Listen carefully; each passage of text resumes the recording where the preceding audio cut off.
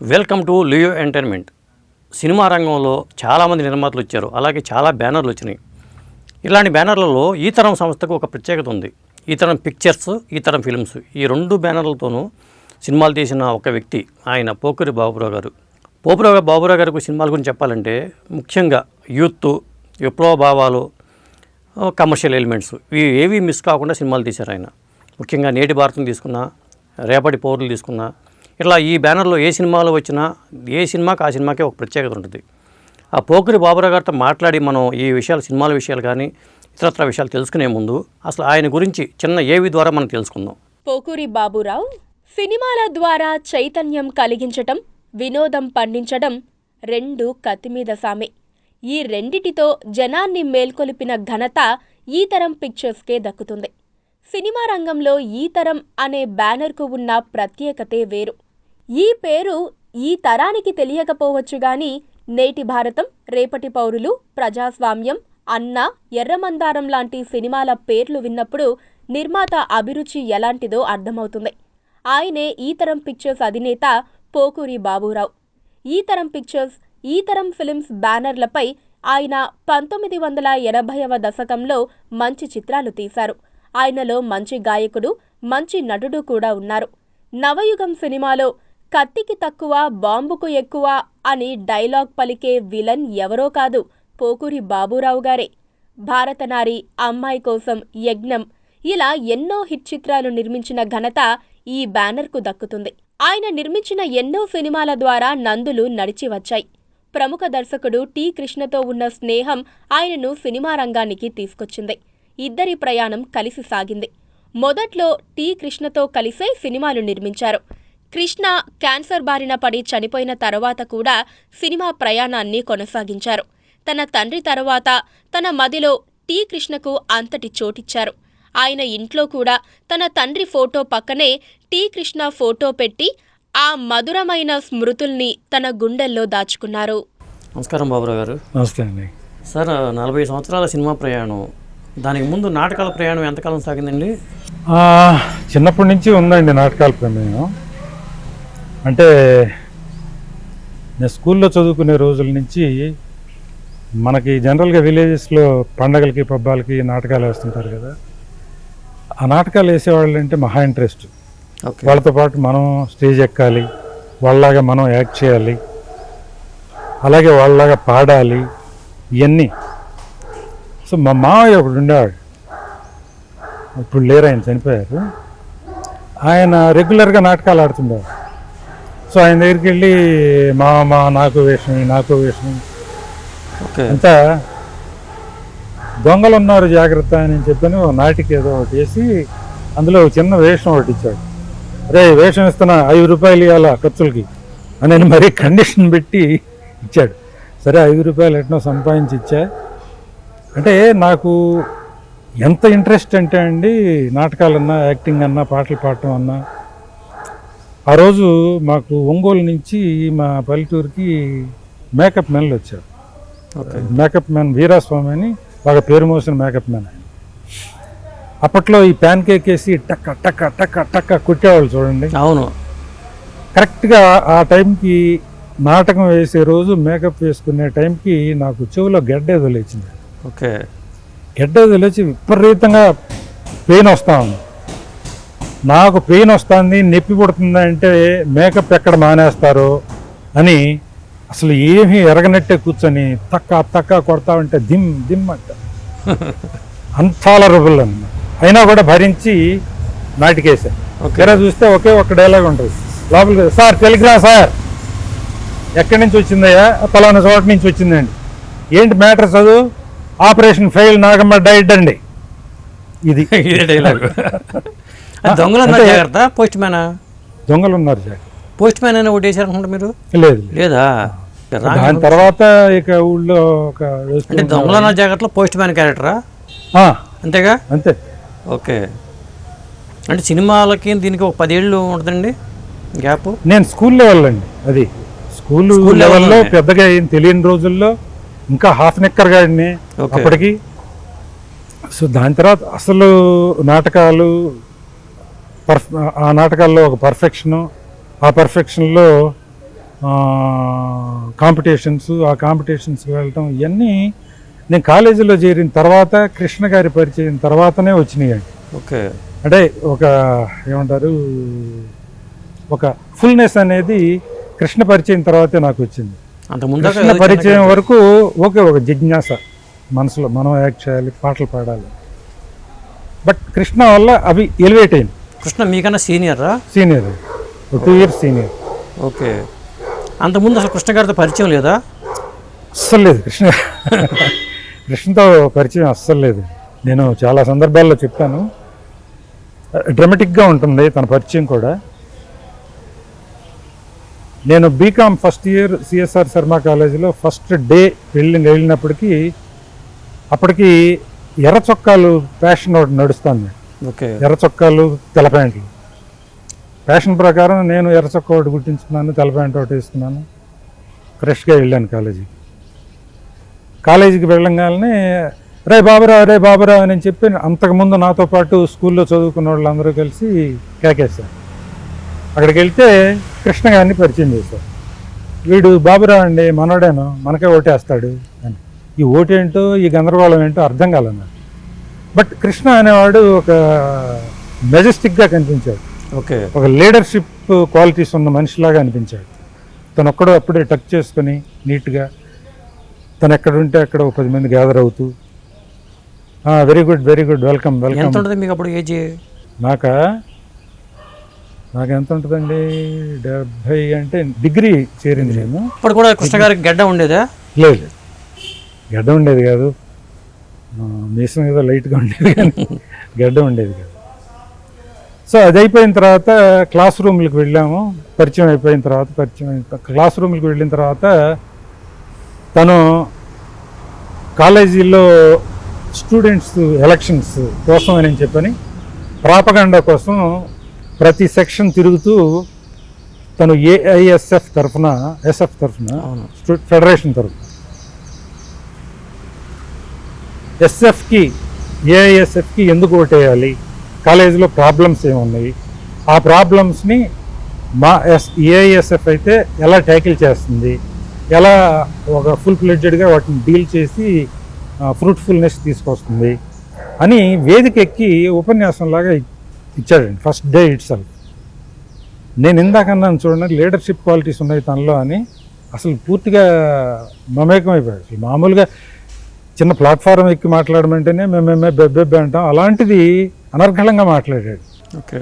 So బ్రహ్మాండంగా మాట్లాడుతున్నాడు, సూపర్గా ఉన్నాడు మనిషి కూడా అని చెప్పి అనుకున్నాం.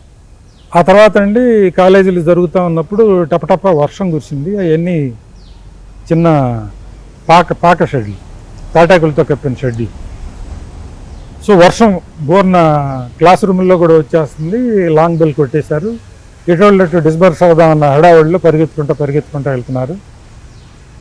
నాది ఒక 4 miles దూరం అండి మా విలేజ్ కాలేజీకి, 4 or 5 miles.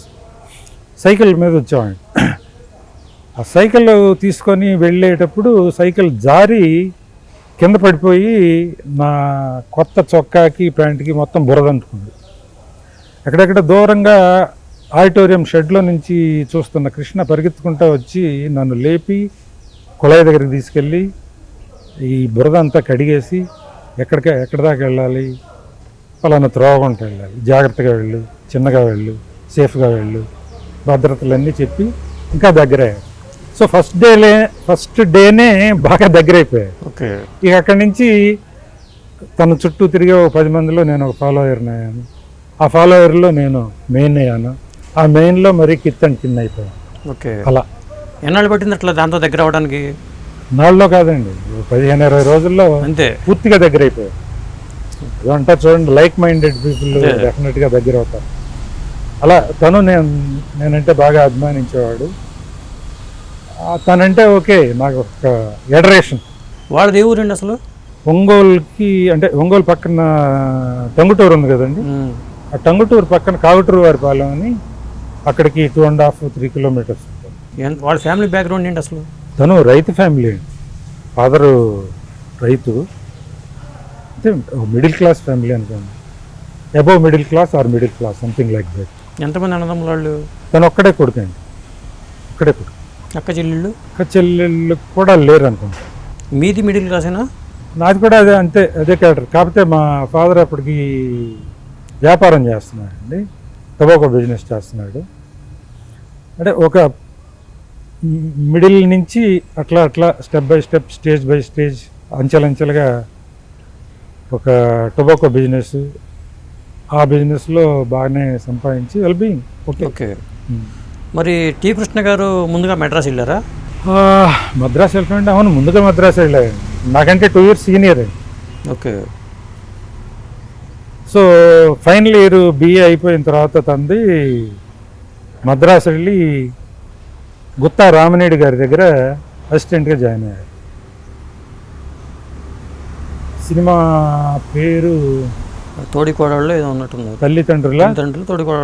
తల్లిదండ్రులు ఏదో అనుకుంటాను. సోమరావు గారు, సావిత్రి, వీళ్ళది. ఆ సినిమాకి ఒకదానికి అసిస్టెంట్ డైరెక్టర్గా వర్క్ చేశాడు ముందు వెళ్ళాడు. ఓకే. మీరు ఎందుకని ఇటు జాబ్, ఆయన జాబ్ అసలు ప్రయత్నాలు చేయలేదా? లేదు, అసలు ఆలోచన లేదానికి? తను నేరుగా మద్రాసు వెళ్ళి అక్కడ జాయిన్ అయ్యాడు. సంహౌ అక్కడ అడ్జస్ట్ కాలేక మళ్ళీ ఒంగోలు వచ్చాడు. ఒంగోలు వచ్చి పెళ్లి చేసుకొని వాళ్ళ మామగారికి టొబాకో బిజినెస్ ఉంటే ఆ టొబాకో బిజినెస్లో తను స్థిరపడిపోయాడు. ఇది సినిమాల ప్రమేయము, సినిమాల ఎంట్రీ అనేది చాలా గమ్మత్తుగా జరిగిన ఇదేంటి. తను మద్రాసులో ఫస్ట్ టైం అసిస్టెంట్ డైరెక్టర్గా జాయిన్ అయినప్పుడు రంగారావు గారు తనకంటే సీనియర్. నాకంటే ముందు రంగారావు, కృష్ణ ఇద్దరు చాలా thickest friends. Madala Rangarao. So తను ఫోన్ చేసి తనకి లెటర్లు రాసి, అన్న నువ్వు వచ్చి ఎందుకు ట్రై చేయకూడదు, ఇక్కడ ట్రై చేసి చాలామంది కంటే నువ్వు చాలా చాలా బెటరు, మంచి ఆపర్చునిటీస్ ఉంటాయి, రా నువ్వు కూడా రా, నేను ఎదురుగా ఉన్నాను కదా ఇక్కడ. వాళ్ళిద్దరు కాలేజీలో ఉన్నప్పుడు, ప్రజానాట్య మండలిలో ఉన్నప్పుడు కలిసి నాటకాలు ఆడేవాళ్ళు. ఓకే. సో వాళ్ళకి మంచి అటాచ్మెంట్ ఉంది. అంటే సరేనని వచ్చాడు రంగారావు గారు, మద్రాసు వచ్చారు. సరే ఏదో ట్రై చేశారు, చిన్న చితకా వేషాలు వస్తున్నాయి కానీ ఒక ఆర్టిస్ట్గా ఫుల్ ప్లెడ్జెడ్గా కడుపు నిండా అన్నం తిన్న ఫీలింగ్ లేదు. సో అప్పుడు ఆ టైంలో వద్దన్న, ఇక్కడ వద్దు, మనం వద్దు, మళ్ళీ వెళ్ళి మనం ఒంగోలు వెళ్ళి నాటకాలు ఆడుకుందాం, వెళ్ళిపోదాం అని అంటే, అరే నేను ఒకసారి వచ్చాను అని చెప్పంటే దాని అంతు చూడకుండా వదిలిపెట్టను అని ఎవరన్నారు? అని రంగారావు అని. తనేమో అక్కడే ఉండిపోయాడు. ఓకే.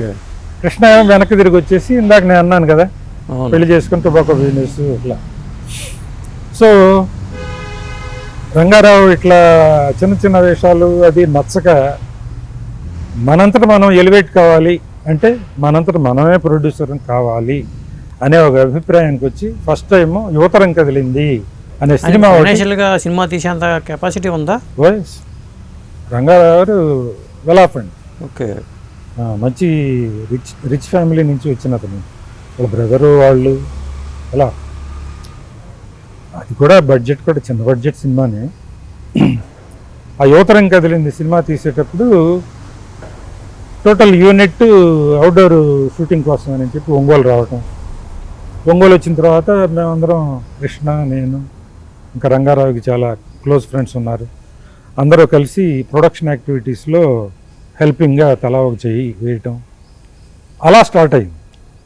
అది చేసిన తర్వాత చిన్న చితక వేషాలు ఏదన్నా ఉంటే మళ్ళీ మద్రాసు నుంచి ఆర్టిస్టులని ఇక్కడికి తీసుకురావటం, ఇక్కడ అకామిడేషను, ఫుడ్, వాళ్ళకి రెమ్యునరేషను, తడిచి బోల్డ్ ఎంత అవుతుందా అని చెప్పని మనం అందరం నాటకాలు వేసేవాళ్ళమే కదా స్టేజ్ మీద, మనం ఎందుకు వేయకూడదని దాదాపు ఒంగోలు వాళ్ళమే చిన్న చిన్న క్యారెక్టర్లు కృష్ణ గారు, నేను అందరం వేసాం. అలా వేసిన తర్వాత ఫర్దర్ యాక్టివిటీస్ ఎలా ఉంటాయి, షూటింగ్ అయిపోయిన తర్వాత పోస్ట్ ప్రొడక్షన్ ఎలా ఉంటుంది చూద్దామన్న ఆసక్తి బయలుదేరటం, మద్రాసు వెళ్ళటం, ఆ ఎడిటింగ్ల దగ్గర చూడటం, ఆ డబ్బింగ్ల దగ్గర చూడటం, రికార్డింగ్లు, రీరికార్డింగ్లు ఇవి చూడటం, ఇవి కొంచెం ఇంట్రెస్ట్ పెంచినాయి. అప్పుడు మీరు జాబ్లో చేరారా? జాబ్ జరుగుతూనే ఓ పక్క, అప్పటికి నేను జాబ్లోనే ఉన్నాను. సో ఇంట్రెస్ట్ పెరిగే కొద్దీ రంగారావు గారికి కూడా ఫస్ట్ సినిమా ట్రమండస్ సక్సెస్ అయిపోవటం, దాని తర్వాత ఎర్రమల్లెలు, విప్లవ శంఖం, ప్రజాశక్తి ఇలా కంటిన్యూస్గా తీయటం. అవి కూడా అవుట్డోరు ఒంగోలు, గుంటూరు ఇలా మన చుట్టుపక్కలే చేస్తున్నారు కాబట్టి మేము పార్టిసిపేట్ చేయటం. కృష్ణ యాక్టివ్గా పార్టిసిపేట్ చేయటం, అంటే ఈవెన్ ఇన్ డిస్కషన్స్ అప్పుడు స్టోరీ డిస్కషన్లో, డైరెక్షన్లో కూడా కొంత ఇన్వాల్వ్మెంట్ ఏమన్నా, డైరెక్షన్లో ఇన్వాల్వ్ కావటం. సో మాకు ఒక ఇంట్రెస్ట్ పెరిగి ఒకనొక టైంలో సరే మనం కూడా సినిమా తీద్దామా అని చెప్పాను. అలాగే ఇప్పుడు ఈ తరం ఫిల్మ్ పిక్చర్స్, ఈ తరం ఫిల్మ్స్ అంటే ఈ తరానికి తెలియకపోవచ్చు, ఒక ఆ తరంలో మాత్రం మంచి మంచి హిట్లు వచ్చినాయి. ఇది ఎట్లా, ఆ పేరు ఎవరు పెట్టారు అసలు? కృష్ణ గారు పెట్టింది.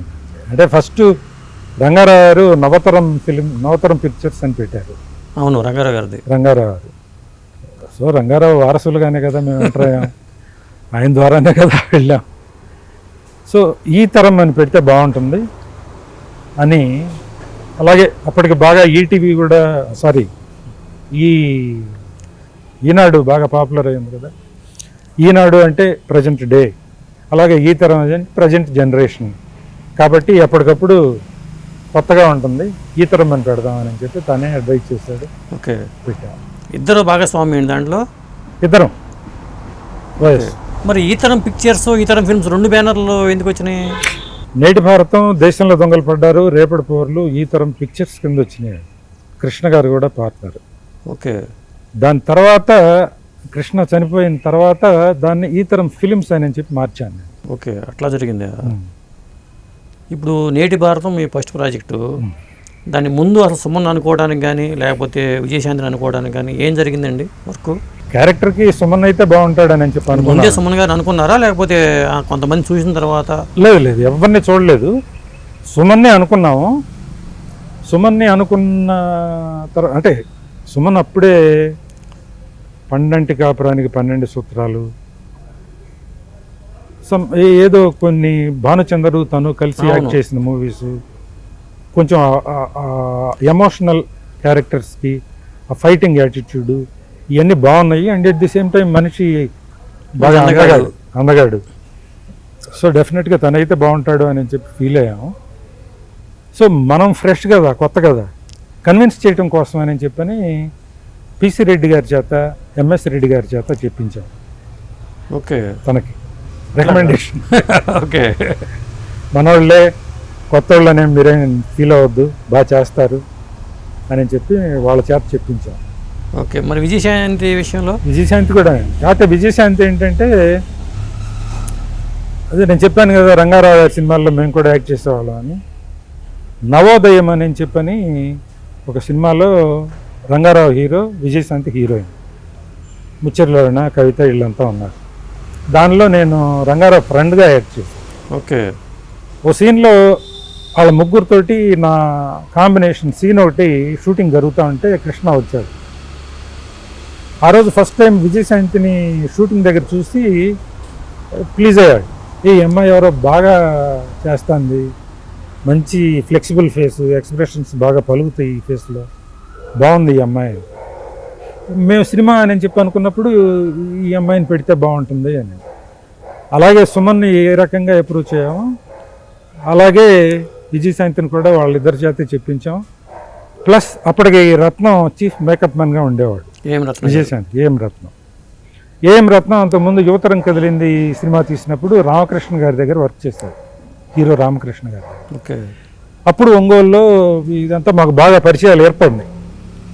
సో రత్నంతో ఉన్న పరిచయం కానీ లేకపోతే వాళ్ళు కానీ అందరూ నచ్చజెప్పి శాంతి వాళ్ళ ఫాదర్ని ఒప్పించి అలా ఆ అమ్మాయి హీరోయిన్.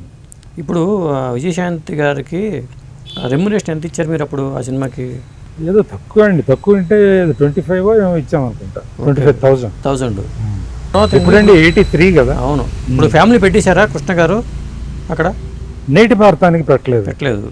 దేశంలో దొంగలు పడ్డారుకి ఫ్యామిలీ తీసుకొచ్చారు. ఓకే, మీరు? నేను లేదండి. మీరు ఇంకా అప్పుడు పెళ్ళి అవ్వలేదా? పెళ్ళయింది, 2 పిల్లలు అప్పటికి. ఓకే, వాళ్ళంతా ఒంగోలులోనే ఉన్నారు. వాళ్ళు ఇక్కడ పెట్టేసి మీరు? నేను మాత్రం వెళ్తూ అంటే ఫస్ట్ పిక్చర్కి నేను బ్యాంక్లో జాబ్ చేస్తున్నాను కదా, రిజైన్ చేయలే. అందుకనే నిర్మాతగా పేరు మీ బ్రదర్ది అది? తమ్ముడిదండి, ఓకే. చిన్న తమ్ముడి పేరుతో వచ్చింది. శ్రీకృష్ణ గారు ఎక్కువగా విజయశాంతి గారితోనే సినిమాలు చేయడానికి కారణం ఏంటి? సరే, యాక్సిడెంటల్గా ఫస్ట్ ఫిల్మ్ చేశాము. సో ఫస్ట్ ఫిల్మ్ చేసిన తర్వాత విజయశాంతికి కూడా బాగా నమ్మకం వచ్చింది, బ్యానర్ మీద నమ్మకం వచ్చింది.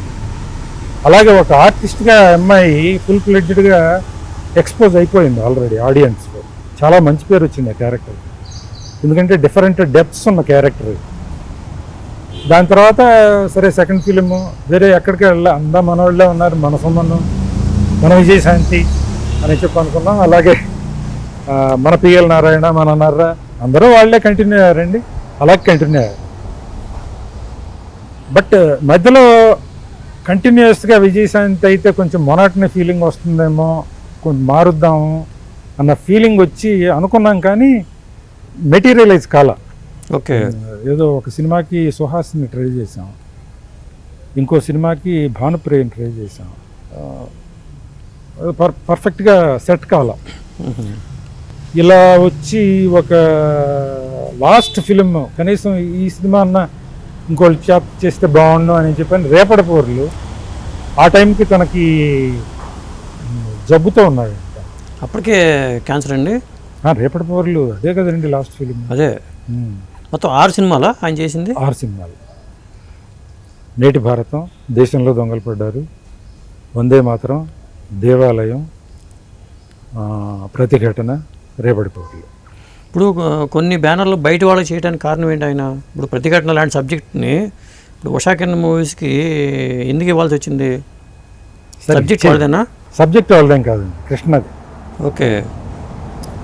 అది ఇచ్చేదేముంది సార్, అది సబ్జెక్టులు అనుకుంటాం మనం, కొన్నేమో అనూహ్యంగా సక్సెస్ అవుతాయి, కొన్నేమో మన ఎక్స్పెక్టేషన్స్కి రీచ్ కావు. అలా జరిగింది అది, అంతే. అది పెద్ద సంచలనం కదా. సెన్సేషన్ ఏంటి అసలు, రోజుకి 8 షోలు వేసేవాళ్ళు. అవును. దానికి ఓ చిన్న ఇది ఉందండి, కృష్ణతో సినిమా అని చెప్పని అట్లు రామారావు చూస్తుండేవారండి. అప్పుడు ఆయన కృష్ణతో సినిమా అని చెప్పని కన్ఫర్మ్ చేసుకున్నారు. కృష్ణ ఒక పాయింట్ ఒకటి చెప్పారు, అది రామోజీరావు గారికి కూడా నచ్చింది, దాని మీద వర్క్ చేశాడు, ఆ డెవలప్మెంట్ కూడా వాళ్ళకి నచ్చింది. ఒక మధ్యతరగతి మనిషి కథ, సగటు మనిషి అని ఒక సినిమా వచ్చింది చూడండి. అవును. కొంచెం అలాంటి సబ్జెక్ట్, డైలాగ్ వర్షన్ కూడా రెడీ అదే రాస్తూ ఉన్నారు. ఆ టైంలోనండి మయూరి సినిమా ప్రివ్యూ చూపించారండి. ఓకే. మయూరి సినిమా అంటే ఇంకా 3-4 రోజుల్లో ఏదో రిలీజ్ అవుతుంది అన్న టైంలో ఆ సినిమా చూపించారు. మేమిద్దరం చూసాం ఆ సినిమా. మాకైతే అసలు ఎక్స్ట్రాడినరీగా నచ్చింది సినిమా, చాలా బాగుంది అనిపించింది. ఓకే. దాని తర్వాత 2-3 రోజుల్లో రిలీజ్ అయ్యి కూడా హిట్, అంత ఎక్స్ట్రాడినరీ హిట్ అవటం. సో కృష్ణ గారి ఫీలింగ్ ఏంటంటే, ఇంత ఎక్స్ట్రాడినరీ హిట్ ఇచ్చింది అంటే ఒక రియల్ క్యారెక్టర్ని తీసుకొచ్చి సినిమాలో చేసి సంథింగ్ డిఫరెంట్గా చేసి ఇంత పేరు వచ్చిన బ్యానర్కి ఈ సినిమా తర్వాత రాబోయే సినిమా మందే అవుతుంది, ఇది ఓకే డెఫినెట్గా ఒక యావరేజ్ సినిమానో అబవ్ యావరేజ్ సినిమానో బాగానే ఉంటుంది, కానీ ఒక దీనిలాగా ఓవేషన్ క్రియేట్ చేసే సినిమా మాత్రం కాదేమో అని పర్సనల్గా ఫీల్ అయ్యాడు. ఓకే. పర్సనల్గా ఫీల్ అయ్యి రామోజీరావు గారి దగ్గరికి వెళ్ళి, సరే దిస్ ఈజ్ మై ఫీలింగ్, మీరు ఇంకొంచెం టైం ఇస్తే ఇంకా బెటర్ సబ్జెక్ట్ కోసం నేను ట్రై చేస్తానండి అంటే, లేదు కృష్ణ ఇది చేసిన తర్వాత చేద్దు ఏముంది అని చెప్పి అన్నారు. కాదండి, మయూరి తర్వాత వచ్చే సినిమా డెఫినెట్గా ఇంకా బాగుండాలి అన్న ఫీల్ తోటి అప్పుడు తను అనుకున్నది, ప్రతి ఊళ్ళోనూ ఒక రౌడీ ఉంటాడు, తొండ ముదిరితే ఊసరవెల్లి అయినట్టు రౌడీ ముదిరితే రాజకీయ నాయకుడు అవుతున్నాడు అనే కంటెంట్ తను అనుకోవటం, దాని మీద వర్క్ చేయటం. దాని మీద రామోజీరావు కూడా ఆ ఈనాడులో పబ్లిష్ అయిన కొన్ని న్యూస్లు కొన్ని ఇవి అన్నీ తనకు మెటీరియల్ అందించడం. అలాగే కృష్ణకి సిపిఐ పార్టీతో బాగా సంబంధం ఉంది కాబట్టి వాళ్ళతో కూర్చొని అసలు ఈ పార్టీలు, ఈ నాయకుళ్ళు, ఈ రౌడీల నుంచి ఎలా తయారవుతున్నారు అనేది ప్రాక్టికల్గా కొన్ని లైవ్ క్యారెక్టర్స్ని మైండ్లో పెట్టుకొని తయారు చేసిన సబ్జెక్టు ప్రతిఘటన. అందుట్లో దానివల్ల ఆ సినిమా వల్ల చాలామందికి లైఫ్ వచ్చింది కదండి. కోట శ్రీనివాసరావు గారికి కానీ, చరణ్ రాజుకి కానీ, ఆఖరికి సుత్తివేలు కానీ మొత్తం అందరికీ అది పెద్ద సంచలనం అది. అంతకు ముందే ఓకే, దాంట్లో ఫ్రెష్గా ఇంట్రడ్యూస్ చేసింది విలన్ చరణ్ రాజుని. తక్కిన వాళ్ళంతా మిగతా అప్పటికే ఉన్నా కానీ ఈ సినిమాతో వాళ్ళు ఇంకా ఎలివేషన్ బాగా పెరిగింది. కోట శ్రీనివాసరావుకి విపరీతమైన ఎలివేషన్. అవును, అంతకుముందు వందే మాత్రంలో మేమే ఇంట్రడ్యూస్ చేసామంటే అంతకుముందు ఏదో చేశాడు కానీ చిన్న ఏదో. అవునండి, అందరికి లైఫ్ వచ్చింది. ఆఖరికి సుత్తివేలు క్యారెక్టర్ కూడా ఏది తీసేయడానికి లేనట్టుగా ఉంది ఆ సినిమా. అంత బాగా కుదిరితేనే కదండి అంత. అదే నేను ఎందుకంటే నేను టీ కృష్ణ గారి అభిమానిగా నేను ఫస్ట్ షో చూస్తా టీ కృష్ణ గారి సినిమా ఏది వచ్చినా కానీ. ఆయన చేసిన సినిమాలు తక్కువైనా కానీ మొదటి సినిమా నుంచి కూడా నాకు ఆయన అంటే బాగా అభిమానం ఏర్పడింది. ఆ సినిమా చూసిన తర్వాత కూడా అబ్బో అనుకున్నాను. అలాంటి సినిమా అది. దానికి ఎంవిఎస్ హరినాథరావు గారి మాటలు కూడా బాగా ప్లస్ అయినాయి కదండి. అవునవును, సామాన్యంగా ఉండవండి మాటలు కూడా చాలా పవర్ఫుల్గా ఉంటాయి. ఓకే, మా అంతా స్టేజ్ మీద నుంచి వచ్చిన వాళ్ళే కదండి. కృష్ణ, ఎంవిఎస్ హరినాథరావు వీళ్ళిద్దరూ కలిసి నాటకాలు ఆడారు, చాలా నాటకాలు ఆడారు. పరిషత్తుల్లో నాటకాలు ఆడారు, ప్రైజులు సంపాదించారు. ఇప్పుడు దేవాలయం అనే సబ్జెక్ట్ చేశారు, ఒక నాస్తికుడు గురించి సబ్జెక్ట్ అది. ఆయన అసలు నాస్తికులా కృష్ణ గారా? నాస్తికులే, దేవుని నమ్మేవాడు కాదు. లేదు, కమ్యూనిస్ట్ పార్టీలు కూడా కాబట్టి పూజలు గట్రా మేము పూజ చేసేవాళ్ళం. ఇప్పుడు జనరల్గా సినిమా షూటింగ్ అంటే ఫస్ట్ డే కొబ్బరికాయ కొట్టి పూజ చేసి, ప్రతిరోజు కెమెరా ఆన్ చేయబోయే ముందు కొబ్బరికాయ కొట్టి, షూటింగ్ అంతా అయిపోయింది అని చెప్పి అనుకున్న తర్వాత గుమ్మడికాయ కొట్టి, అవును, అలాంటి ఫార్మాలిటీస్ ఏ ఉంటాయి కదా. రంగారావు గారు అబ్జర్వ్ చేసేవాళ్ళు కాదు అవి. సో ఆనవాయితీగా అలవాటుగా మాకు కూడా అదే అబ్బింది. దీనికి కూడా ఒక చిన్న కథ ఉంది. ఫస్ట్ సినిమా స్టార్ట్ చేద్దామని పూజ సామాన్ అవి తెప్పించాలి, అది అని ప్రొడక్షన్ వాళ్ళు వద్దు ఇవన్నీ అవసరం లేదు, మనకి పూజ లేదు కాదు. అదేంటి సార్ పూజ లేకపోవటం, పైగా అమావాస్య రోజు స్టార్ట్ చేస్తున్నారు, మంచి రోజు కూడా కాదు, మనకు ఎప్పుడు బాగుంది అని చెప్పి అనిపిస్తే అదే మంచి రోజు కానివ్వండి అని చెప్పని చేస్తాం. ఫస్ట్ డే షూటింగ్ చేస్తాం, అయిపోయింది. నెక్స్ట్ డే నేను షూటింగ్కి బ్యాంక్ వెళ్ళి అమౌంట్ అది డ్రా చేసుకొని వచ్చేపాటికి అందరూ ప్యాక్ చేస్తున్నారు మెటీరియల్ అంతా. ఏంటంటే షూటింగ్ క్యాన్సిల్ అయింది. అదేంటి అంటే, ఏమండి నేను చెప్పాం కదా ద్వితీయ విఘ్నం సార్, మంచి రోజు చూడలేదు మీరు, కొబ్బరికాయ కొట్టలేదు, పూజ చేయలేదు, అందుకని అసలు ఎందుకు ప్యాక్ చేయాల్సి వస్తుంది, ఎందుకు షూటింగ్ లేకుండా పోవాల్సి వస్తుందంటే అప్పుడు చెప్పారు, శ్రీశ్రీ గారు రాత్రి చనిపోయారు, దాని మూలంగా సంతాపంగా మనం షూటింగ్ క్యాన్సిల్ చేసాము. బెలవాళ్ళ అడ్వాంటేజ్ తీసుకొని బోల్డ్ అంత బ్లేమ్ చేశారు మమ్మల్ని అని చెప్పి అంటే, వాళ్ళు బ్లేమ్ చేసేది ఏంటి బాబురా, మనం షూటింగ్ చేస్తున్నాం ఇవాళ, కెమెరా తీసుకురండి అని చెప్పని కృష్ణ కెమెరా తీసుకెళ్ళి శ్రీశ్రీ అంతిమయాత్ర షూట్ చేశారు. మీరు అన్న పూజల పునస్కారాలు అంటే చెప్పాను. అప్పటి నుంచి ఇప్పటి వరకు అదే ఆనవాయితీగా వస్తుంది తప్ప.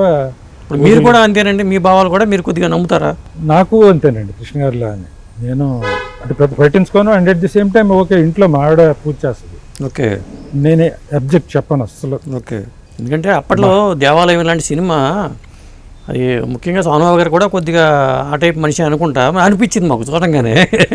ఇప్పుడు దేహమే దేవాలయం, జీవుడే సనాతన ధర్మం అనే సాంగ్ ఒకటి, శ్మశానంలో పెళ్లి చేసుకోవడం ఒకటి, ఇది జనాలకు ఎక్కుద్దని అనుకున్నారు అసలు? సంథింగ్ డిఫరెంట్గా వస్తేనే కదండి కొంచెం జనాలకు బాగానే ఉంటుంది అనుకున్నాం. ఇప్పుడు నేటి భారతంలో అదృష్ట దీపక్ అనే రైటర్తో మంచి సాంగ్ రాయించారు. అదృష్ట దీపక్ మంచి మనిషికి స్వాగతం. మీరు ఎక్కడ దొరికారైనా? అంతకు ముందు నుంచి పరిచయం అండి మన రంగారావుకి. రంగారావు సినిమాల్లో పాటలు రాశాడు. ఓకే, దూతరం కదిలిందులో ఆశయాల పందిరిలో అనురాగం ఎదలు రెండు కలిశాయి ఏటికెదురు నిలిచాయి అనే పాట, ఎర్రమల్లెల్లో నేడే మేడే ఈనాడే మేడే ఇవన్నీ తను రాసినవి. అదే మన అంతకు ముందు నుంచి మరి ప్రజానాట్య మండలి కళాకారుడు అండి. కొంతకాలం వెనక్కి వెళ్ళిపోయినట్టున్నారు తర్వాత. ఎవరు? అదృష్ట దీపక్ గారు. ఎక్కువ అవకాశాలు రాకంటే ఈ అవకాశాల కోసం ఇక్కడికి వచ్చినోడు కాదండి, మద్రాసు వచ్చినోడు కాదు. ఓకే, మా ఒత్తిడి మేరకు వచ్చి పాటలు రాసి వెళ్ళిపోయాడు అంతే. ఓకే, ఇక్కడే ఉండి ఇక్కడే పాటలు రాయాలి, ఇక్కడే ట్రై చేద్దాం this is only our life అని చెప్పి ఎప్పుడు ఫీల్ కాలే. తను కాలేజీ లెక్చరర్గా జాబ్ చేస్తుండేవాడు రామచంద్రపురంలో. ఓకే. వెళ్తూ వస్తూ ఉండేవాడు, మా కోసం వస్తుండేవాడు. ఎవరన్నా పిలిస్తే వచ్చి ఒక పాట రాసి వెళ్ళిపోతుంది. ఓకే. శ్రీశ్రీ గారితో కూడా ఒక పాట రాయించారు కదా దాంట్లో, నేటి భారతంలో. ఆ పాట అవార్డు కూడా వచ్చింది, నంది అవార్డు కూడా వచ్చింది ఆ పాటకి. Title song. అవును, టైటిల్ సాంగ్. అర్ధరాత్రి స్వతంత్రం, అంధకార బంధురం, అంగాంగం దోచుకున్న కన్న తల్లి జీవితం, ఇదే నేటి భారతం, భరతమాత జీవితం. అదే. మీరు మరి కొన్ని సినిమాలు యాక్టర్గా చేశారు. ఏదో నవయుగం సినిమాలోనే కత్తికి తక్కువ బాంబుకి ఎక్కువ అనే డైలాగులు, మంచి పేరు వచ్చింది మీ క్యారెక్టర్కి. ఈ విలన్ ఇంత పవర్ఫుల్గా ఉంటారా అనిపించింది. మరి తర్వాత కొన్ని సినిమాలు ప్రేమ తపస్సు కూడా చేసినట్టున్నారు. తర్వాత నాగేశ్వరరావు, దాసరి నారాయణరావు, జగపతి బాబు వీళ్ళ కాంబినేషన్లో రగులుతున్న భారతం అనేది ఒక సినిమా చేశాను. మన అల్లాని శ్రీధర. ఓకే. అదే అవి సినిమాలు పెద్దగా ఆడినట్టు లేవు, కానీ నవయుగం క్యారెక్టర్ మాత్రం బాగా. నవయుగం ఓకే, పర్లేదు, యావరేజ్గా ఆడింది. అవి ఏదో సోసోగా ఆడినాయి. కానీ మరి ఎందుకని క్యారెక్టర్ కంటిన్యూ చేయలేదు మీరు? సార్, నాకు ఫస్ట్ సినిమానే చేద్దామన్న ఇంట్రెస్ట్ ఏం లేదండి. కాకపోతే నాకు సిస్టర్ కన్సర్న్ లాంటిది టీ కృష్ణ మెమోరియల్స్ వాళ్ళు కాదు కూడదు, మీరు చేయాల్సిందే, మేము వెళ్ళిపోతున్నాం, అవుట్డోర్ వెళ్ళిపోతున్నాం, పలానా తేదీ మీరు వస్తున్నారు, ఎంటర్ అవుతున్నారు, యాక్ట్ చేస్తున్నారు అని చెప్పి అల్టిమేటం ఇచ్చి మరీ వెళ్ళిపోయారు. ఓకే. సో వెళ్ళాము, మన వాళ్ళదే కదా, యాక్ట్ చేసాము, బాగానే పేరు వచ్చింది. ఈ రెండు అంటే బాగానే, నా క్యారెక్టర్కి బాగానే పేరు వచ్చింది, కానీ సినిమా అంత పెద్ద సక్సెస్ కాదు. అవును. దాని తర్వాత ప్రేమ తపస్సుకి మన డాక్టర్ శివప్రసాద్ గారు వచ్చి ఆయన భీష్మించి కూర్చున్నారు, మీరు చేయాల్సిందే సార్, అది సార్ ఇది సార్ అని. రోజా గారికి ఫస్ట్ సినిమా అనుకుంటుంది ఇది. రోజా గారి ఫస్ట్ సినిమా ప్రేమ తపస్సు. అవును. నవయుగం మీనా ఫస్ట్ సినిమా హీరోయిన్గా. ఓకే. అట్లా యాక్ట్ చేశా. మూడో సినిమా వచ్చి సరే, ఏదేమైనా 2 సినిమాలు నేను యాక్ట్ చేయటం అనేది నా అదృష్టంగా ఫీల్ అవుతాను. ఎందుకంటే మహానటుడు నట కిరీటి రాజేంద్ర ప్రసాద్తో ఢీ కొట్టి యాక్ట్ చేయటం. అవును. అటు నవయుగంలోనూ రాజేంద్ర ప్రసాద్, ప్రేమ తపస్సులోనూ రాజేంద్ర ప్రసాద్, 2 యాక్షన్కి విపరీతమైన స్కోప్ ఉన్న క్యారెక్టర్. అవును. సో దాంట్లో ఆయనకు పోటీగా నేను నిలబడటం, అవును, అది నిజంగా గర్వంగా ఫీల్ అవుతాను. అలాగే మూడో సినిమా ఎందుకు ఒప్పుకున్నానంటే నాగేశ్వరరావు లెజెండ్. అవును. మన కళల రాకుమారుడు. అసలు ఆయన్ని చూస్తామా, చూడగలుగుతామా? మీరు ఫ్యానా ఆయనకి? ఆయన నేను పెద్ద ఎన్టీఆర్కి పెద్ద ఫ్యాన్ అండి. ఓకే. ఓకే, ఒక వయసు వచ్చి కాలేజీ కొంచెం ఇది వచ్చిన తర్వాత నాగేశ్వరరావు సినిమాలు కూడా బాగా ఇష్టంగా చూసామండి. ఎంత ఇష్టంగా అంటే నేను పీయూసీ చదువుకునేటప్పుడు సుడిగుండాలు అనే సినిమా సార్ మ్యాట్నీకి వెళ్ళా, నాకు అద్భుతంగా నచ్చేసింది సినిమా. అసలు ఫస్ట్ థియేటర్లో షౌట్స్ క్లాప్స్ కొట్టింది నేను కొట్టిన తర్వాత ఆయన స్పీచ్కి అందరూ కొట్టేశారు. బయటకు వచ్చి మళ్ళీ క్యూలో నిలబడి మళ్ళీ ఫస్ట్ షో టికెట్ కొనుక్కొని మళ్ళీ చూసారు సినిమా. నాగార్జున గారు కూడా చిన్న క్యారెక్టర్ వేసినట్టున్నారు ఆ సినిమాలో. తెలియదు, కోర్టు సన్నివేశం ఏదో ఉంటుంది కదా. సో అలాంటి legend, the great actor Nageswara Rao గారితో యాక్ట్ చేసే అవకాశం కాబట్టి, and at the same time Dasari Narayana Rao గారు మహాదర్శకుడు. అవును. వీళ్ళిద్దరితో యాక్ట్ చేసే అవకాశం కాబట్టి వదులుకోదలుచుకోలే, అది చేశారు రగులుతున్న భారతం. ఓకే. అది పెద్దగా అసలు ఆడలేదు, చాలా ఇదేంది, అదే ఆడలేదు, అందుకే నేను సైలెంట్ అయిపోయాను. అదే. ఇంతకాలం తర్వాత మీరు ఎందుకని సినిమాలకు దూరం అయ్యారు అసలు? అది ఓకే అండి, న్యాచురల్ కోర్స్ అండి. అది ఒక ఏజ్ వచ్చిన తర్వాత ఓకే వెనకబడతాం, తప్పదు. పైగా 2001 దాకా సినిమాలు చేశానంటే, 2010 దాకా. 2010 దాకా చేశారు. యజ్ఞం చేసినట్టున్నారు కదా. 2004 యజ్ఞం అండి, 6 రణం, 8 ఒంటరి, 2010 ఏం పిల్లడు. ఓకే. ఏం పిల్లడు తర్వాత ఇంక చేయలే. ఏదో గత 3 or 4 years క్రితం వరకు ఏదైనా చేద్దామని చెప్పని సబ్జెక్ట్స్ డిస్కషన్స్ కూర్చోవటం జరిగింది, కానీ అంత ఫ్రూట్ఫుల్గా అనిపించలేదు. మళ్ళీ డైవర్షన్ వచ్చేసింది, ఇదిగో ఈ పాండమిక్ వచ్చింది. వీటన్నిటిని మించండి నా పర్సనల్ ఫీలింగ్ ఏంటంటే జనరేషన్ గ్యాప్ ఉంది. ఓకే. ఇప్పుడు వచ్చిన కుర్రోళ్ళు కొత్తగా ఆలోచిస్తున్నారు. సబ్జెక్టులు అయ్యి ఓకే మనం ఆలోచించగలం, కానీ వాళ్ళు తీసే ఇంత కొత్త విధానంలో మనం తీయలేం అనిపించింది నాకు. అంటే తీయడానికి ఏముంది, డైరెక్టర్ చూసుకుంటాడు కదా. డైరెక్టర్తో పాటు నేను కూర్చుంటాను.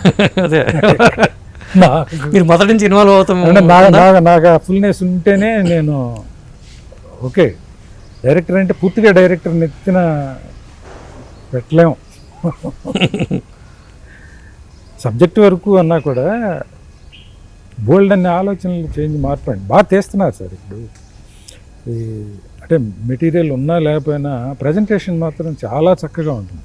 అంటే నిర్మాతగా ఇప్పుడు ఉన్న పరిస్థితుల్లో చాలామంది చేతులు కాల్చుకోవడమే అనేది ఒకటి వచ్చేసిందండి. అవునండి. మీరు చాలా హిట్ నేను విరమించుకునే టైంలో చాలామంది పెద్ద పెద్ద ప్రొడ్యూసర్లు కూడా మీరు చాలా తెలివిగా మానేశారు సార్ సినిమాలు. నా తెలివిగా నాకు ఉందా, అదేం కాదు, ఏదో మామూలు మానేసాం అంతే తప్ప ఇంత ఎనలైజ్ చేసి అయ్యో మనకు లాస్ అయిపోతుంది, మనం ఇప్పుడున్న పరిస్థితుల్లో సినిమాలు తీయటం కష్టమే, అలాంటి ఫీలింగ్స్ అలాంటి క్యాలిక్యులేషన్స్ ఇప్పుడు పెట్టుకోవాలండి. అదే ఏదో న్యాచురల్గా జరిగిపోయింది అంటే. ఇప్పుడు నిర్మాతగా లాభపడ్డ వాళ్ళు తక్కువ మందిలో మీరు కూడా ఒకళ్ళు అనుకోవచ్చా? నిర్మాతగా లాభపడ్డవాళ్ళు బస్ నేను ఏ సినిమాలో నష్టపోలేదు. అన్ని హిట్లు వచ్చినాయి చాలా వరకు. అన్నీ ఇదిగో ఈ ఫైనల్గా చేసిన సినిమా 5వ 10వ వచ్చింది. అది కూడా పెద్ద నెగ్లెజిబుల్. ఏం పిల్లడు అనేది. ఓకే. అంతకుముందు పెద్ద ఫెయిల్యూర్ సినిమా కూడా నేను సొమ్ము చేసుకున్నాను, నాకు డబ్బులు వచ్చినాయి బిజినెస్ చేసి ముందు. ఓకే. అవును, దేశంలో దొంగలు పడ్డారు, అది పెద్ద హిట్ అయినట్లేదు కదా. హిట్టేనా? హిట్టే బాగానే వచ్చింది. మా దగ్గర కొనుక్కున్న వాళ్ళందరికీ మంచి సేఫ్ అయింది. అదే వాయిస్ అంటే నేటి భారతంతో కంపేర్ చేయలేము, ఎందుకంటే అప్పటి సినిమాలు 5-6 సినిమాల్లో నేటి భారతం అంటే 365 days ఆడిన సినిమా. అవును, దాంతో కంపీట్ చేయలేము. రేపటి పౌరులు కూడా మంచి హిట్. దాంట్లో అనురాధ క్యారెక్టర్ బ్రోతలుగా అసలు మంచి పేరు వచ్చిందండి ఆవిడకి కూడా. అది ఎట్లా జరిగింది అసలు ఆ క్యారెక్టర్ ఆవిడకని? కృష్ణ ఆలోచనేనండి. కృష్ణ ఆలోచన. ఆ అమ్మాయి రెగ్యులర్గా వ్యాంప్ క్యారెక్టర్స్ యాక్ట్ చేస్తుంది కదా, కొంచెం డిఫరెంట్గా ఉంటుంది ఇలాంటి క్యారెక్టర్ యాక్ట్ చేస్తే. అంటే దీంట్లో ఈవెన్ దో ఆ అమ్మాయి బ్రోతలైనా కూడా అగ్లీ డ్రెస్లే ఉండవు. అవును, నిండుగా చీర కట్టుకుని అట్లా చూపించారు. అవును, న్యాచురల్గానే ఉంటుంది.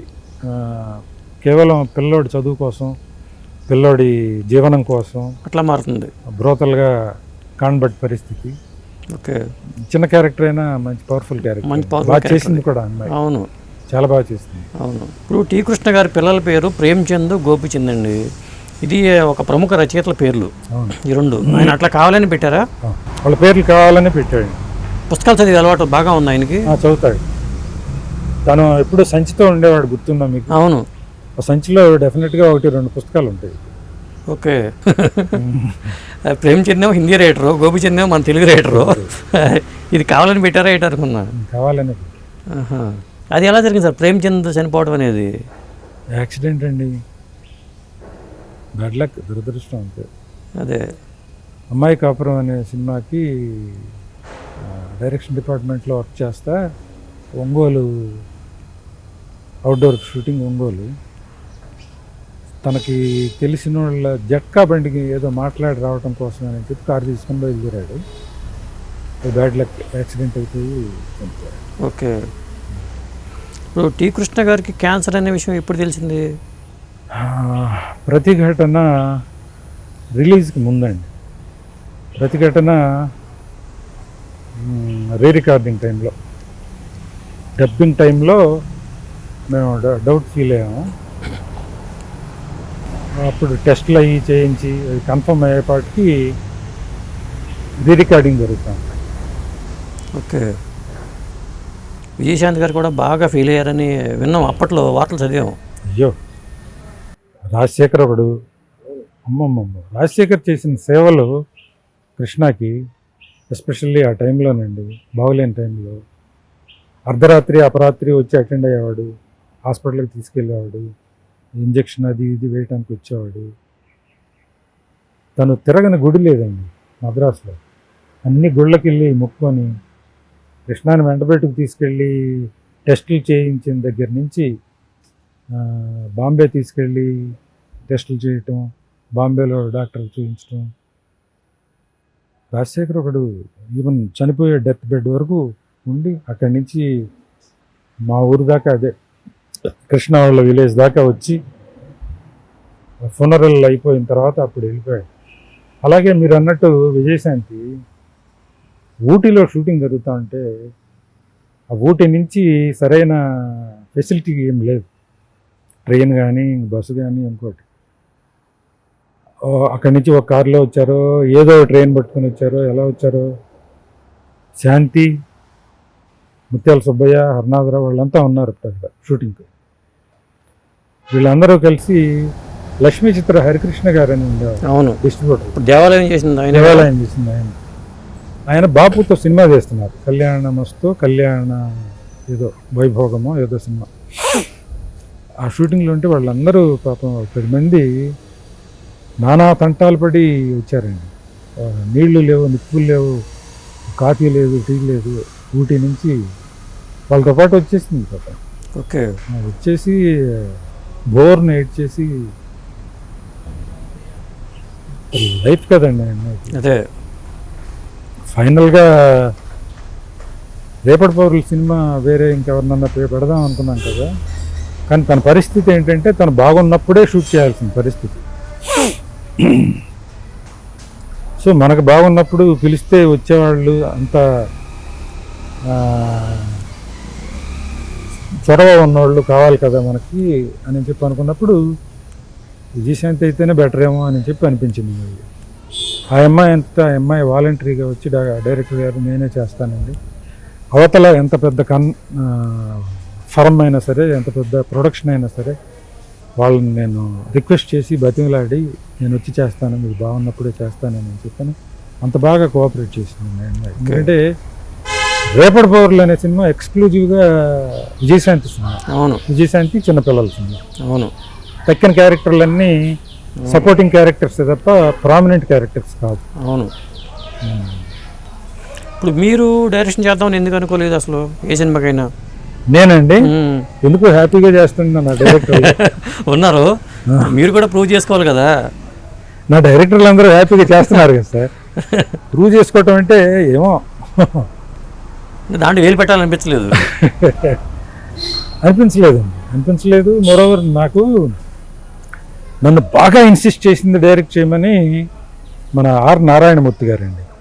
ఓకే, నారాయణమూర్తికి నేనంటే మహా ఇష్టం, మహా అభిమానం. ఫస్ట్ 2 మూవీస్ మా ప్రెమిసెస్లోనే, మా ప్రొడక్షన్ ఆఫీస్లోనే ఉండి చేశాడు. ఓకే, బాబురావు మీరు చేయండి, బాబురావు మీరు బాగా చేస్తారు బాబురావు, అది ఇది. ఒకరోజు ఆల్ ఆఫ్ ఎ సడన్ పొద్దుటే అల్లు అరవింద్ గారిని వెంట పెట్టుకొని వచ్చాడు నా దగ్గరికి. ఇదేంటి సార్ అరవింద్ గారు, మీరేంటి సార్ అని చెప్పంటే ఇది ఈయన తీసుకొచ్చాడు సార్ మిమ్మల్ని కలవాలి. బాబురావు మీరు డైరెక్ట్ చేస్తున్నారు, నేను హీరో అంతే, ఇదిగో అరవింద్ గారు ప్రొడ్యూసర్. అయ్యా నీకు దండం పెడుతుంది, ఇదేంటి ఇంత సడన్గా ఇలాంటి న్యూస్ అమ్మో కాదు కూడదని బతిమలాడుకొని ఆయన ఓకే అండి ఇదిగో ఈయన తీసుకొచ్చాడు కాబట్టి వచ్చాను, మీరు మంచి ప్రొడ్యూసర్ అని తెలుసు కానీ డైరెక్టర్గా మీరు అసలు తెలియదు నాకు, బట్ ఇప్పుడు ఎడిదిరిగి ఎర్రోడు సినిమా చేస్తున్నారు కదా, ఆ సినిమా కనుక సక్సెస్ అయితే నేను మళ్ళీ మీ దగ్గరికి వస్తా, ఆ సినిమా కనుక సక్సెస్ కాకపోతే నేను రాను మీ దగ్గరికి, ఓకేనా అని చెప్పి వెళ్ళిపోయారు అరవింద్ గారు. సరే నవ్వుతా ఓకే అని చెప్పి అనుకున్నాను. అలాగే ఆ సినిమా పెద్దగా ఆడలేదు. అవును, మళ్ళీ ప్రపోజల్ రాలేదు. అందుకనే కనపడ్డ ప్రతిసారి పిరుకోవాలి సార్, మీరు పిరుకోవాలి సార్ అంటుంటాడు నారాయణమూర్తి. హార్ట్ఫుల్గా మాట్లాడతాడండి ఆయన. చాలా మాట్లాడినా కానీ ఎక్కడ మాట్లాడినా చాలా హార్ట్ఫుల్గా మాట్లాడతాడండి, చాలా మంచోడు. అవును సార్. షూటింగ్లో చాలా గమ్మత్తైన సంఘటనలు జరుగుతూ ఉంటాయి. ఇప్పుడు ఎంఆర్ రాధా గారు ఎంజీఆర్ని ఏదో దాడి చేశాడు, హత్య చేశాడని, అలాగే మీరు కూడా ఏదో మర్డర్ అటెంప్ట్ చేశారని విన్నాను నేను. మర్డర్ అటెంప్ట్ అంటే భలేవాళ్ళే. మీకు అంటే ఎలా తెలిసిందో కానీ జర్నలిస్ట్ కదా, ఎప్పుడన్నా ఎవరన్నా ఎక్కడన్నా వినుంటారు బహుశా. అది వాంటెడ్గా కావాలని చేసింది అది మీరు చెప్పిన ఇన్సిడెంట్. అవును. బట్ వేరాజ్ నా ఇన్సిడెంట్ వస్తే అది నవభారతం సినిమా షూటింగ్ అండి. ఒంగోలు నుంచి 1 గంట ప్రయాణం చేస్తే ఒక రిమోట్ విలేజ్లో షూటింగ్ జరుగుతుంది. అక్కడ అందరూ టిఫిన్లు చేసి రెడీగా పొద్దుట 7 గంటలకి కెమెరా అంతా రెడీగా పెట్టుకున్నాం. ఆ రోజు నరేష్ ఎస్ఐ క్యారెక్టర్. సో తనకి ఫైర్ చేయడం కోసం పిస్టల్ ఒకటి కావాల్సి వచ్చి మద్రాసు నుంచి పిస్టల్ తెప్పించాం. ఆ పిస్టల్తో పాటు డమ్మీ బుల్లెట్స్ అవి తీసుకొస్తారుగా, ఏక్నాథ్ అని ఉండేవాడు. అవును. ఆయన అసిస్టెంట్ ఎవరో తీసుకొచ్చారు. అందరం టిఫిన్లు చేసి ఆ రచ్చబండి దగ్గర కూర్చొని వెయిటింగ్ ఫర్ హీరో. మా రాజశేఖర్ కొంచెం లేట్ కదా, అవును. డాక్టర్ రాజశేఖర్ అడుగు వస్తున్నాడు. ఏ కార్ సౌండ్ అయినా అదిగో రాజశేఖర్ కారేమో అని చూడటం, డిసప్పాయింట్ కావటం. అబ్బా ఇంత టైం అయిపోతా ఉంది, ఇంతమంది కాంబినేషన్ ఇంకా రాలేదేంటా అని చెప్పని కొంచెం అసహనంగా తిరుగుతూ ఉన్నాను నేను అటు ఇటు. ఆ టైంలో రచ్చబండ దగ్గర పిఎల్ నారాయణ గారు తెలుసు కదా. పిఎల్ నారాయణ ఆ కుర్రోడి దగ్గర నుంచి పిస్టల్ తీసుకొని ఒక జూనియర్ ఆర్టిస్టు ప్రతాప్ అని ఒక జూనియర్ ఆర్టిస్ట్ ఉన్నాడు.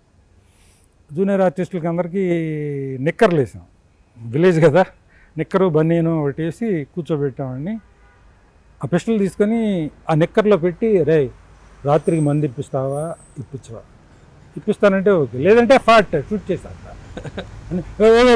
ఉండండి సార్ మీరు పిఎల్ సార్ బెలవాళ్ళు, అయ్యా మీకు దండం పెడతా, ఇదిగో ఆటలు కాదు స్వామ ఆట అంటా ఉన్నాడు. ఏంటి గొడవ అన్నా. అప్పుడే చూడండి సార్ ఈ పిఎల్ నారాయణ పిస్టల్ చూపించి బెదిరిస్తున్నాడు సార్ అని అన్నాడు. ఏంటయ్యా పిస్టల్ తీసుకుని ఎందుకు ఆడిని నువ్వు బెదిరించేది? ఆడిని కాదు అసలు కాల్చాల్సింది నిన్ను అన్న.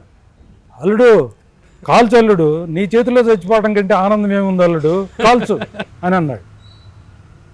అంటే గొంతు దగ్గర పెట్టానండి పిస్టల్. గొంతు దగ్గర పెట్టి నాకు డౌట్ వచ్చింది, ఎందుకైనా మంచిది ఒకసారి పైకి పేలుద్దామని పైకి ఇట్లా అన్నా. తుప్పంది. ఓ ఏమీ లేకుండానే వాడిని భయపెట్టేస్తున్నావు నువ్వు, నిన్ను అని గొంతు దగ్గర పెట్టి ఇట్లా లాగేటప్పటికి దమ్మంది. ఒక్కసారి 1-2 సెకండ్ల గ్యాప్లో బ్లడ్ ఇలా కుళాయి నుంచి వాటర్ వస్తుంది చూడండి, కుళాయి ఓపెన్ చేస్తే దమ్మని వచ్చేసిందండి. ఇక అసలు కాళ్ళు చేతులు వాడలేదు, యూనిట్లో ఎక్కడోళ్ళు అక్కడ షాక్ అయిపోయారు. ఓమ్మో ఓయ్యో అనుకుంటా 2 చేతులు అడ్డం పెట్టారు.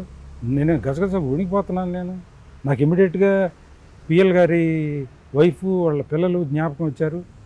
దాని తర్వాత నా వైఫ్ నా పిల్లలు జ్ఞాపకం వచ్చారు. అయిపోయింది, నా బతుకు అయిపోయింది ఈ రోజుతోటి అని చెప్పి ఫీల్ అయ్యాను. ఇంతలోకి రాజశేఖర్ వచ్చాడండి కారు వేసుకొని. డాక్టర్ కదా రాజశేఖర్ అని అరిస్తే మా కారు దిగినోడు పరిగెత్తుకుంటూ వచ్చి ఏమైందంటే పిస్టల్ పెట్టి కాల్చామట. ఆ చేతులు తీసి ఇలా ఇలా ఇలా ఇలా అన్నాడు అని తన దగ్గర ఫస్ట్ ఎయిడ్ ఏదో ఉంటే తుడిచేసి క్లీన్ చేసి అడ్డం పెట్టి మనం ఇమీడియట్గా ఒంగోలు తీసుకెళ్దాం. నా ఫీలింగ్ ఏంటంటే ఒంగోలు వెళ్తే గంట, ఇటు గుంటూరు అయితే బెటర్ ఫెసిలిటీ ఉంటుంది, మెడికల్ ఫెసిలిటీ. బట్ గుంటూరు వెళ్ళాలంటే 3 hours పడుతుంది. ఎక్కడికి వెళ్దామంటే ఒంగోలు పానండి ముందు, మీరు ఇమీడియట్గా ఒంగోలు పోదాం అని చెప్పి అన్నాడు. ఒంగోలు కారులో మా కారు ఎక్కని చెప్పి కారు ఎక్కించి బయలుదేరి, అల్లుడు ఒక్క నిమిషం అల్లుడు నా బ్యాగ్ ఉంది, బ్యాగ్ తీసుకురాని అన్నాడు. ఈ గొంతు కట్టేసి ఉంది అది బ్యాండేజ్. ఇప్పుడు బ్యాగ్ ఎందుకు మామ, తొందరగా వెళ్ళిపోదాం మామ, అసలు నాకు అసలు పడిపోతున్నాయి అంటే, ప్లీజ్ అల్లుడు బ్యాగ్ ఇదిగో మా బ్యాగ్ ఉందంటే తీసుకురండి అంటే టపటప పరిగెత్తుకుంటా బ్యాగ్ తీసుకొచ్చారు. ఇది పోనేయండి అన్నాడు. స్టార్ట్ అయ్యి మూవ్ కాగానే బ్యాగ్ ఓపెన్ చేసి బాటిల్ ఉంది, బాటిల్ టకటకట తాగేస్తున్నాడు. నాకు మరీ షాక్, అసలు బిత్తరపోయాను నేను. మామ ఆత్మా లెట్ హిమ్ టేక్ మీరేమన్నా తీసుకొని అన్నాడు. రాజశేఖర్ కారులోనే ఉన్నాడు ముందు. నా ఉద్దేశం ఏంటంటే ఇట్లా తాగితే మళ్ళీ ఇట్లా వచ్చేస్తుంది అదే అన్న ఫీలింగ్. సరే ఒంగోలు తీసుకెళ్ళగానే మా డాక్టర్కి కబురు చేసాము ముందుగానే. తను అంతా రెడీగా ఉంచి ఎక్స్రే తీసి ప్రమాదం ఏం లేదు, ఆపరేషన్ చేసి క్లీన్ చేసి ఆపరేషన్ చేస్తే అయిపోతుంది, ఏం కంగారు పడాల్సిన పని లేదు అన్నాడు. అంటే అదంట స్ట్రైట్గా ఈవెన్ డమ్మీ బుల్లెటేనండి. ఓకే. డమ్మీ బుల్లెట్ అయినా కూడా ఈ ప్రెజర్తో సౌండ్ వస్తుంది కదా, డమ్ అని సౌండ్ రావాలంటే ఆ ప్రెజర్ రావాలి. ఫైర్ కూడా వస్తుంది దాంట్లో నుంచి, ఫైరు స్మోకు కూడా వస్తుంది. ఇది మరి గ్యాప్ కూడా లేకుండా అంటించి పెట్టాను కదా, అందుకని ఆ ప్రెజర్కి ఇంతలో తెలిపోయింది. స్ట్రైట్గా కనుక వెళ్తే అన్నవాహిక ఉంటుందంటండి. అన్నవాహిక కనుక డ్యామేజ్ అయితే ఎయిర్ పంప్ చేస్తుంది అంటండి బయటికి. ఆ ఎయిర్ పంప్ చేస్తే within 15 or 20 minutes patient may die. అందుకని ఇలా పెట్టాడు రాజశేఖర్ రాంగాల్ని. సో అదేం లేదు కాబట్టి బతికి బయటపడ్డాం. ఈలోపు అక్కడ ఊళ్ళో వాళ్ళందరూ దారిలోనే ఏయో అనుకుంటున్నారు. అప్పుడు ఈ సెల్ ఫోన్స్ ఇవి ఫెసిలిటీస్ లేవు కదండి. ఇది ఎప్పుడండి 88 అనుకుంటాను. అందుకోసమని అల్లుడు అక్కడంతా రూమర్స్ పెరిగిపోతాయి, మన మద్రాసు దాకా వెళ్ళిపోతాయి. మద్రాసులో మళ్ళీ ఏమన్నా అనుకుంటారు, మనం ఒకసారి షూటింగ్ స్పాట్కి వెళ్దాం అల్లుడు అని చెప్పని డేరింగ్గా మళ్ళీ ఇదంతా అయిపోయిన తర్వాత రెస్ట్ తీసుకోమామంటే కాదు, ఒకసారి అందరికి కనపడాలా, సిచ్యుయేషన్ని నార్మల్ చేయాలి మనం అని అక్కడికి వచ్చి చిన్న టవల్ ఒకటి ఇట్లా వేసుకొని మెల్ల ఎదురుగా రైతు వేషంలో ఉన్నాడు. మెరగ టవల్ వేసుకొని వచ్చి మళ్ళీ ఆ షూటింగ్లో కాసేపటి నుంచొని నాకు గనక ఇప్పటికీ తలుచుకుంటే అండి అమ్మో భయంకరం. మీకు ఎట్లా తెలిసింది ఇది? నాకు తెలిసిందండి, నేను ఎక్కడో విన్నాను. నేను చెప్తుండే, మీరు ఎవరితో చెప్పారో తెలియదు కానీ ఎవరు తెలియదు విషయం, ఎవరికి తెలియని విషయం. అవును ఇది. ఇది తర్వాత అండి పిఎల్ నారాయణ గారు ఈ తాగుడు వల్లే చాలా ఇదైపోయారంటారు. మంచి ఆర్టిస్ట్ ఆయన. వన్ ఆఫ్ ది ఫ్యాక్టర్ అండి ఇది. వన్ ఆఫ్ ది మంచి ఆర్టిస్ట్ ఏంటండి, అదే గ్రేటెస్ట్ ఆర్టిస్ట్. మా సినిమాల్లోనే ఆయనకి నేటి భారతంలో నంది బెస్ట్ సపోర్టింగ్ యాక్టర్, రేపటి పవర్లో బెస్ట్ సపోర్టింగ్ యాక్టర్, దాని తర్వాత యజ్ఞం అనే సినిమా మాది కాదండి, మా దానికంటే ముందు గుత్తా రామినేడు గారు యజ్ఞం అనే సినిమా ఒకటి తీశారు. ఆ సినిమాలో నేషనల్ బెస్ట్ యాక్టర్. ఇక స్టేజీ మీద అయితే ఎన్ని అవార్డ్స్ ఉంటాయోనండి. ఆ బాపట్లో ఆ ఇంటికి కనుక వెళ్తే గోడలు కానరావు, మొత్తం షీల్డ్లే కానొస్తాయి. మహానటుడు సార్, అవును మహానటుడు. అమ్మమ్మ అప్పటికప్పుడు కళ్ళమటిని గ్లిజరన్ కూడా అవసరం లేదు, కళ్ళమటి నీళ్లు వస్తాయి. కానీ అంటే మంచి నటులకి కొంత ఎక్స్ట్రా క్వాలిటీస్ ఉన్న వాళ్ళకి ఇలాంటి బలహీనతలు ఉంటాయి కదండి చాలా వరకు అంటారండి కొంతమంది. ఫర్ ఎగ్జాంపుల్ కొంతమంది ఉన్నారుగా అదే సినిమా ఫీల్డ్లో. తర్వాత టి కృష్ణ అనే పేరుతో ఇంకొక డైరెక్టర్ కూడా ఉంటున్నారు. ఉన్నాడండి. కరెక్ట్గా మేము భారతనారి తీసిన టైంలో బలిపీఠంపై భారతనారి అని వచ్చింది. సేమ్ మా లోగో పెట్టి, భారతనారి లోగో పెట్టి, బలిపీఠంపై అనేది చిన్న అక్షరాలు పెట్టి, జస్ట్ మా సినిమా కంటే 2 రోజుల ముందో 1 రోజు ముందో రిలీజ్ చేశారు. ఈ టి కృష్ణ ఎవరా, ఈ బలిపీఠంపై భారతనారి, ఈ భారతనారి ఎవరా? మేమేం చేసాం, భారతనారికి విజయశాంతిని డిఫరెంట్గా ఎక్స్పోజ్ చేద్దాము ఈసారి పబ్లిసిటీలో అని చెప్పని దాంట్లో ఇట్లా ముసుగేసుకుని ఉంటుందండి విజయశాంతి. క్లైమాక్స్లో ఒక ఎర్ర చీర ఇలా ముసుగేసుకుని శూలం పట్టుకొని వస్తుంది. ఇది టిపికల్గా ఉంటుంది అని చెప్పి ఎంతసేపు అది బాగా ఫోకస్ చేసాం. కీన్గా అబ్జర్వ్ చేస్తే తప్ప ఈ అమ్మాయి విజయశాంతి అనిపించదు. అట్లా మాకు ఓపెనింగ్స్ కూడా మిస్ అయిపోయినాయండి. ఈ బలిపీఠంపై భారతనారు అనుకొని మాకు ఓపెనింగ్స్ కూడా మిస్ అయిపోయింది.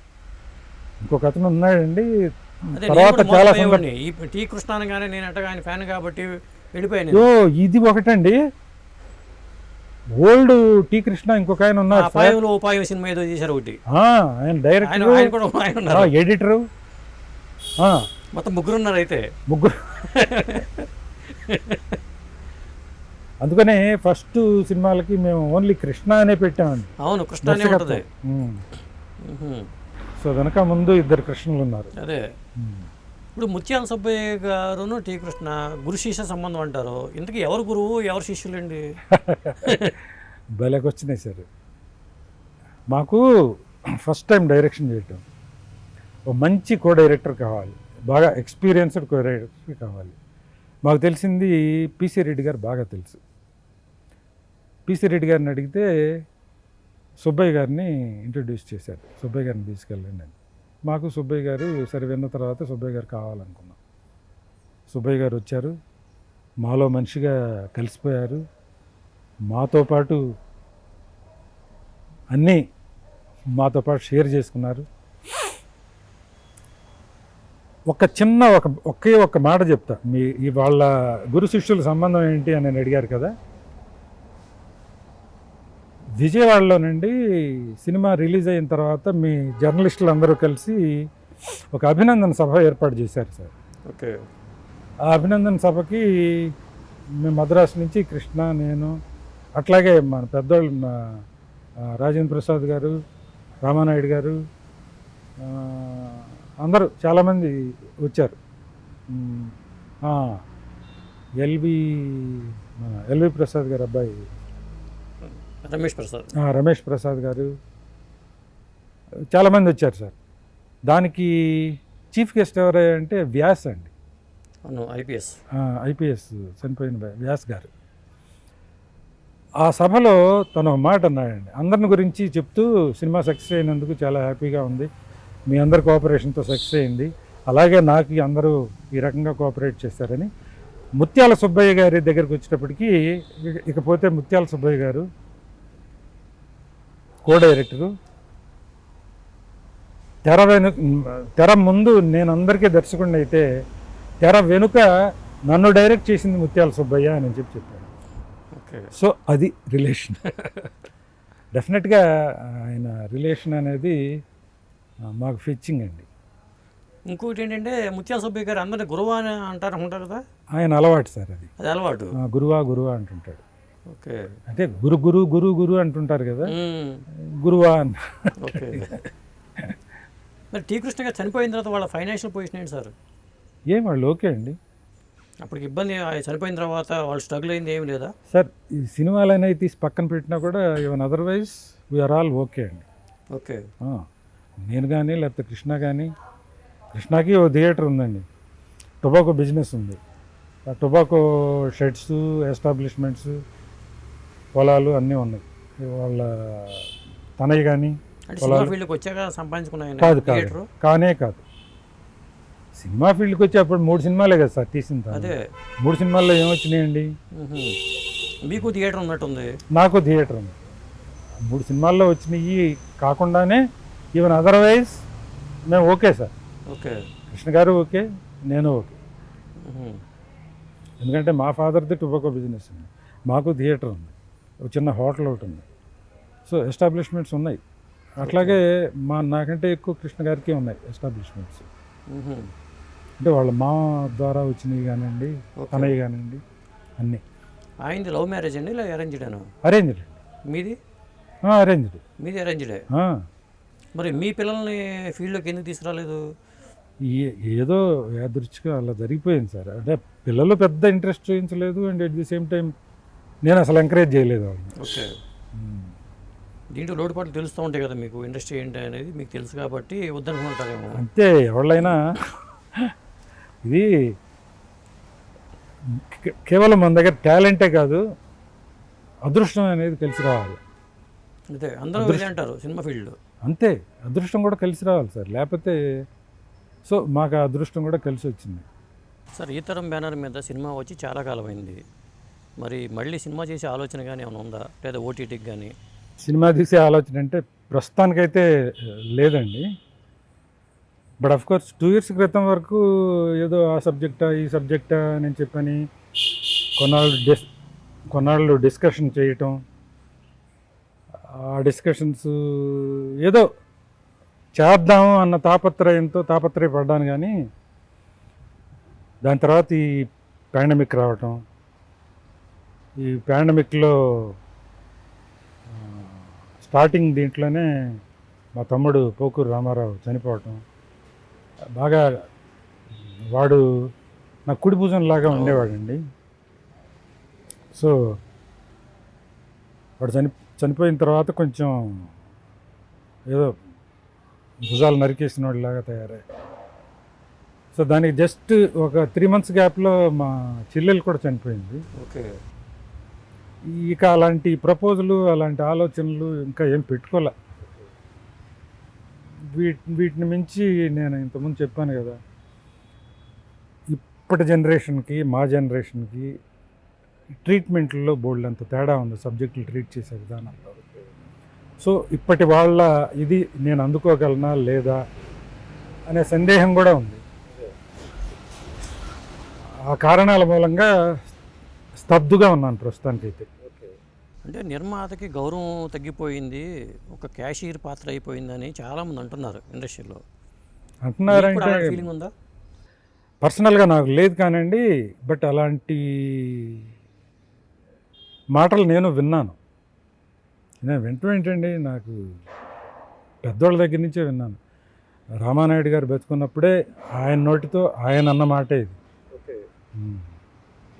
ఇప్పుడు ఎవరు రెస్పెక్ట్ ఇవ్వట్లేదు బాబురా ప్రొడ్యూసర్కి. ప్రొడ్యూసర్ అక్కడ ఉంటే ఇరిటేటివ్గా ఫీల్ అవుతున్నారు, అట్లా వచ్చి ఇట్లా వెళ్ళిపోతే హ్యాపీగా ఫీల్ అవుతున్నారు తప్ప అని చెప్పి ఆయన అన్నమాటే. ఆయన అంటమే కాదండి, ప్రాక్టికల్గా చాలామంది ఫేస్ చేస్తున్నారు, క్యాషియర్ లాగా ఫీల్ అవుతున్నారు. అదే భవిష్యత్తులో ఓటీటీ కోసమైనా మీ నుంచి సినిమా రావాలని మేము కోరుకుంటున్నామండి. ఎందుకంటే ఈ తరం బ్యానర్ వాల్యూ అలాంటిది. ఆ బ్యానర్ కనుమరుగు కాకుండా ఉండాలంటే మీలాంటి వాళ్ళు మళ్ళీ యాక్టివ్గా ఉంటే బెటరు. చూద్దాం sir, hope so. Thank you అండి. థ్యాంక్ యూ, నమస్తే. ఇలాంటి ఇంట్రెస్టింగ్ వీడియోస్ కోసం తప్పకుండా మా ఛానల్ని సబ్స్క్రైబ్ చేయండి.